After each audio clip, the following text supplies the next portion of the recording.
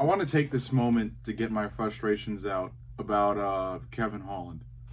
Um, I used to be a fan. There was a time where I considered him to be kind of like the next John Jones in a way, not ground game wise, but on the feet he was able to really just utilize his reach to the best of his ability and look like a really cool upcoming knockout artist at times. Um, I'm not saying he doesn't have any ground game. There were times where he's able to like sneak in the occasional submission when he can. So he's talented there too. It's just that, especially on the feet, he had real potential to just become like a bona fide star. Um, don't get me wrong, he's a noteworthy name, but I believe the only reason why he's a noteworthy name is because of his activity. He does like to fight often, and that is a commendable attribute for him. But I think there are a whole lot of vices, especially blatant vices, within his game plan, within his mental state, within his career. And above all, I think it's just, his, for lack of a better term, laziness. I don't mean to be too blunt because he is a fighter. He does train. He does make the walk to the octagon.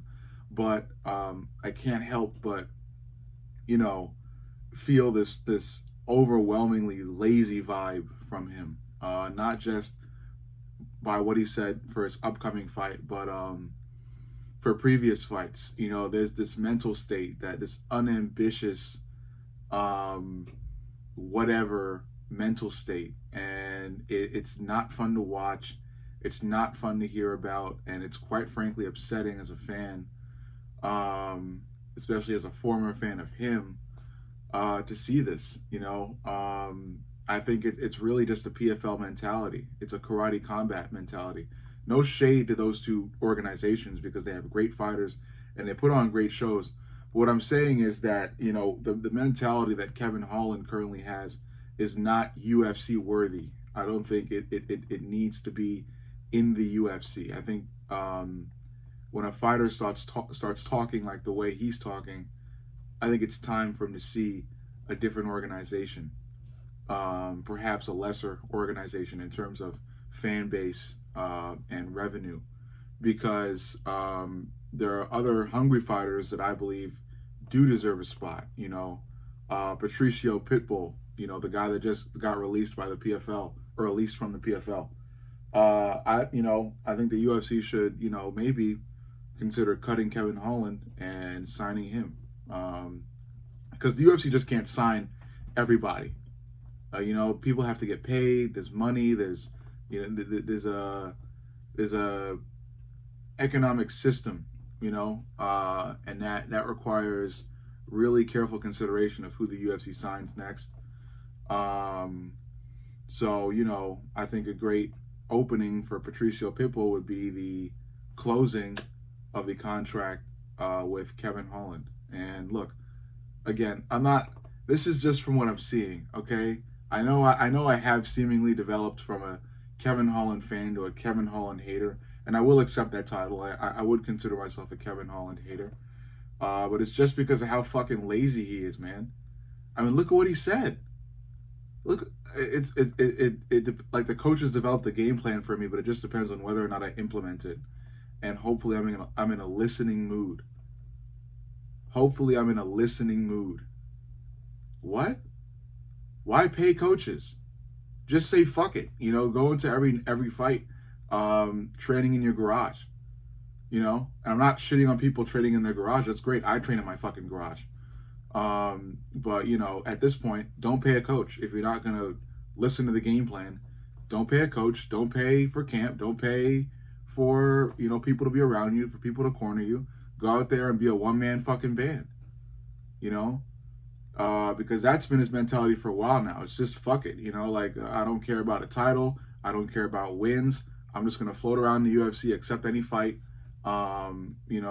beg for fights, and from a certain standpoint, that in itself, accepting fights right away and fighting often is, again, like I said, a commendable attribute. That's a good quality to have. The problem with it is you're accepting fights and you have no ambition towards winning the fight. Like, sure, you want to win, but you're not invested in winning the fight. You're going to show up, and if you win, you win. If you lose, you lose. You know, you're just kind of there to show up and get money.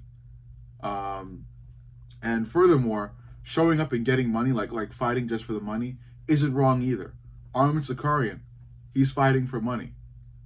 Once he beats Islam, he's talking about only accepting money fights. He's fighting for money. But he's winning. Kevin Holland wins sometimes, loses other times, especially against rising stars or actual decent competition. MVP, Michael Venom Page. Kevin Holland's chin showed up, not really much else. Roman Dolidze, don't know what the fuck happened against Roman Dolidze. He was definitely supposed to win that one. Ended up tripping over himself or getting taken down, and then his body fucking contracted and a rib popped or some shit like that. Kevin Holland, what the fuck, man?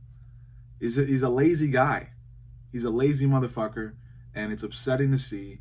And it's turned me from a fan to just an observer to a hater. Because before this video, I was a Kevin Holland observer. I like to observe him. I wasn't a fan. I stopped being a fan because of his mentality. But I just, turned to just observing. Now I'm a hater, man. I don't like the dude. I kind of want to see him get cut. Just because of his mentality. I don't think that's needed in the UFC. I think there are much hungrier fighters who will be concerned about legacy and will definitely try to win.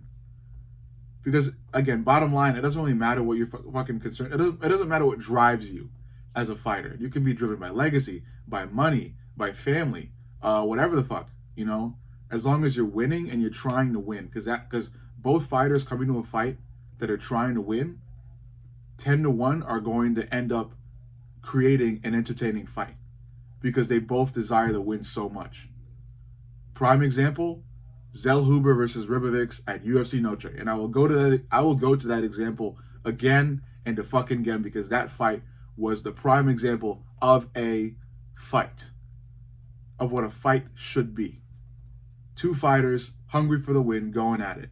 If you got one fighter fucking hungry for the win and another fighter that's coming in there like, okay, whatever, I got a game plan, but I don't know if I want to do it. I don't know if I feel like it. I'm going to do it.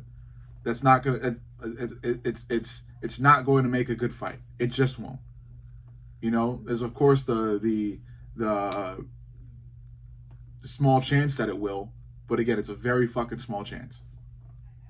10-1, it's a boring ass fight with a fighter that just wants to make money, and that's about it. And they could care less whether they fucking win or lose. So they're gonna come in there not giving it 100%. Not putting a show on for the fans, and the other one may likely win, or will more than likely win. But either way, bottom line, I'm a Kevin Holland hater now. I want him cut. I'm choosing De Ridder to win. I think I chose Kevin Holland when the fight was first announced. Now I'm choosing De Ridder to win. And look, Kevin Holland might win. Kevin Holland has, he knows how to utilize his range, and that's very important as a striker in the UFC. So he's talented there, and he could use that to clean KO De Ridder. But given his mental state and his fucking drive, and whether or not he's going to listen to his coaches, I'm going to choose De Ridder, just from a logical standpoint. I'm going with mentality over natural skill or natural talent. I'm going with the mentality. So I think De Ridder wins this, and I kind of hope Kevin Holland gets cut now because the whole lazy shit is getting to the point. The lazy shit is getting to a point where it's pissing me off now. So yeah, overall, let me know what you think. Make sure you like, comment, and subscribe. But most importantly, subscribe. I love you guys, and I'll see y'all in the next.